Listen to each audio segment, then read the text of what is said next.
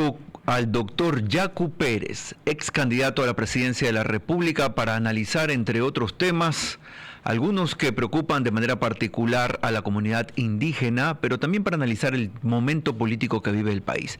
Doctor Pérez, buenos días, bienvenido a Así Amaneció aquí en Radio City. Buenos días, un gusto saludar a usted y a la directa audiencia de Radio City. Un honor poder hablar. Doctor Pérez, pese a que su voz no ha estado tan vigente en los últimos días en función de los medios de comunicación y de las expresiones políticas, nos gustaría en principio comenzar este diálogo con su visión del momento del país. ¿Cuáles son las mejores decisiones que ha tomado el presidente Noboa y cuáles son las más cuestionables? Bueno, he estado un poquito ausente de los noticieros, pero muy activo en mi comunidad. He estado realizando conferencias en algunas universidades y terminando mi último libro que será presentado en Minnesota el próximo mes, en Estados Unidos. Y por esa razón hemos estado un poquito ausentes, pero siempre activos, incluso en la defensa jurídica de varios defensores del agua en varias provincias que han sido criminalizadas por defender el agua. Hemos estado patrocinando estas causas, entonces por esa razón. Ahora, con respecto a su pregunta, creo que en materia de seguridad el presidente Noboa ha hecho un trabajo que hay que reconocer. Las Fuerzas Armadas han tomado al cuero por los cuernos. Es el control de las cárceles, que era un deber imperativo de hacer el Ejecutivo, lo hizo.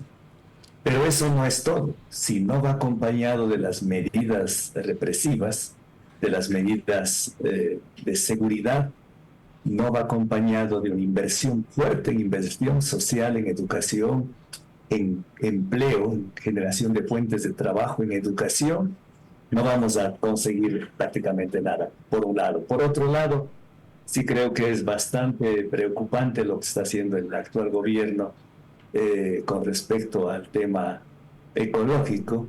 Vimos el 4 de marzo del 2024 que fue a Toronto, Canadá, a anunciar la apertura del catastro minero, y eso significa que van a subastar los territorios de las comunidades, de los campesinos, de los agricultores de todo el país a grandes multinacionales, y por eso ya ha comenzado con la consulta previa y la consulta ambiental, que va a generar una cadena de conflictos socioambientales.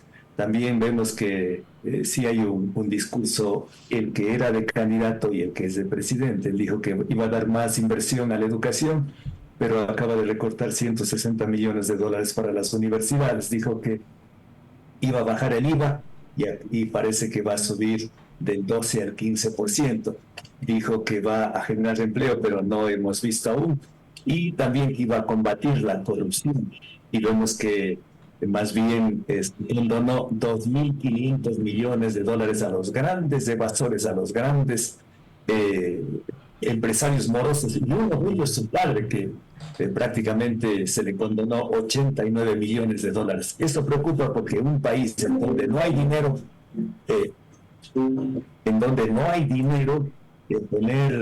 condonar $2.500 millones me parece que sí es un contrasentido por parte del Ejecutivo. Pero doctor Pérez, todavía hay tiempo para analizar y más adelante veremos cuál mismo es la brújula que tiene el gobierno. a propósito de lo que usted citaba, el tema de la consulta previa, que según lo que se ha entendido no sería vinculante, usted ha dicho que eso podría agitar los conflictos socioambientales. Básicamente, ¿de qué estamos hablando de manera puntual? Bueno, tanto la Constitución de la República en el artículo 57, numeral 7, como el 57, 17, y también el artículo 398 de la Constitución hablan de la consulta previa y de la consulta ambiental. Y estos dos temas han sido abordados por la Corte Constitucional y también por la Corte Interamericana de los Derechos Humanos. Ahí tenemos el caso Sarayaku versus Ecuador, el caso Salamanca versus Surinam, y en todas estas jurisprudencias, constitución, instrumentos internacionales, dice que la consulta debe realizarse con la finalidad de alcanzar el consentimiento y tomar en cuenta los resultados de la consulta. Sin embargo, tanto el acuerdo ministerial expedido por el Ministerio del Ambiente como el acuerdo ministerial expedido por el Ministerio de Energía y Minas dice que la consulta no es vinculante.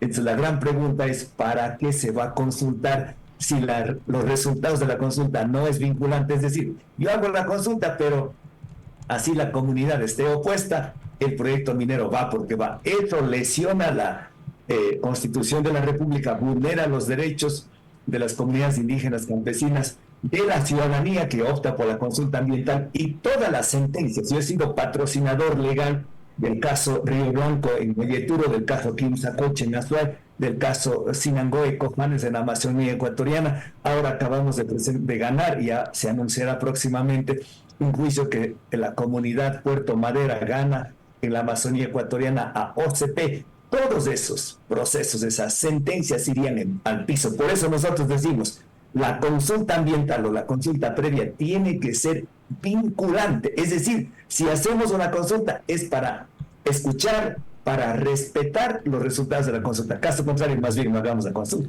El doctor Yacu Pérez, ex candidato a la presidencia de la República, una de las voces políticas que ha estado vigente durante los últimos años, está con nosotros ahora aquí en el contacto con Radio City en Así Amaneció. Doctor Pérez, pero siempre hay la disyuntiva o la discrepancia en función de los permisos que puedan dar las comunidades, entendiéndolo en una palabra mucho más coloquial, versus los intereses nacionales de desarrollo. ¿Hay manera de consensuar?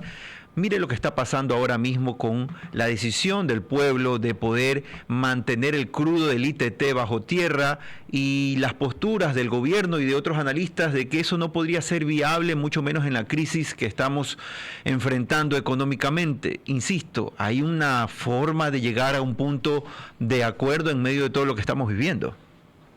Siempre es propicio el diálogo, los acuerdos, los consensos. Lo que no está bien es que se imponga, por ejemplo, del gobierno nacional, tal proyecto va porque va, o a través de la policía, el ejército. Eso no está bien. Las consultas no pueden hacer acompañados de policía, de militares. Tiene que más bien realizarse de manera pacífica, de manera previa, de manera transparente, de manera, además, con legitimidad y de buena fe. O sea, poniéndoles lo que está escrito en la Constitución, el principio de precaución. Si no hay cómo demostrar científicamente que en ese proyecto, en determinado proyecto, no se puede evitar la contaminación, la depredación ambiental, simplemente no se puede hacer. Y eso va acorde con lo que dice la comunidad científica internacional, con lo que dicen los ecologistas, con lo que dicen las poblaciones indígenas. Entonces es importante unir a todos estos sectores y un debate nacional por buscar un camino. Pero lo que sí hay que tener presente que en el Ecuador en el 2008 lanzó una idea pionera en el mundo que cambió el paradigma del antropocentrismo, en donde la naturaleza, el agua, la vida estaba en función del ser humano.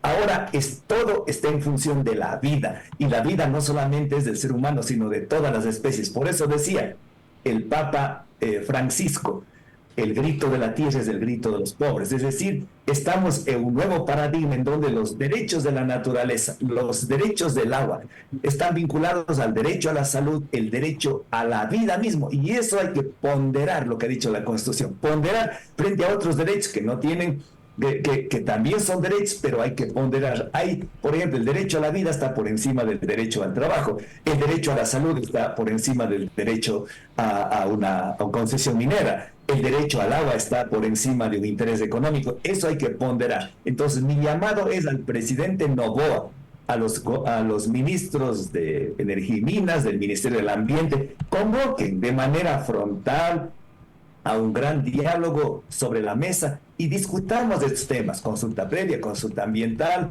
el principio precautelatorio, derecho humano al agua, derechos de la naturaleza. Discutamos toda la corriente científica que estamos viviendo en la sexta extinción masiva de las especies, en la era del antropoceno, en donde estamos asistiendo a una emergencia climática, y es importante este rato pasar de la era o la etapa extractivista a la etapa post-extractivista. Lo que están pensando en Europa, lo que está pensando la comunidad científica, lo que están pensando los científicos del panel intergubernamental de cambio climático, lo que están pensando los científicos de Naciones Unidas. Insertemos en el concierto internacional y buscamos una salida. El doctor Yacu Pérez, ex candidato a la presidencia de la República, está con nosotros aquí en la mesa de Así Amaneció. Hablemos un poco de política, doctor Pérez. Leonidas Sisa es el precandidato, aparentemente, o según lo que se ha conocido, del movimiento indígena de Pachacutic, propiamente el brazo político del movimiento indígena para las próximas elecciones. ¿Usted ya ha sondeado el camino a Carondelet nuevamente, doctor Pérez? Y yo esperaré lo que diga la Pacha, el universo, el cosmos. Hay que esperar un tiempo. Primero veamos qué pasa el 21 de abril, cuando se dé la consulta popular. Al parecer el actual presidente Noboa está con un aura de popularidad, pero a la vez empieza ya a caerse. Yo creo que va a ir cada vez más bajando su intención de apoyo por lo que está haciendo, porque él en materia de seguridad mismo no la tiene. El plan Fénix es un plan humo que no hay, que no aparece en ningún lado. Y ojalá, por bien de los ecuatorianos, empiece por lo menos a elaborar un plan de seguridad ciudadana. Entonces vamos a esperar un tiempo.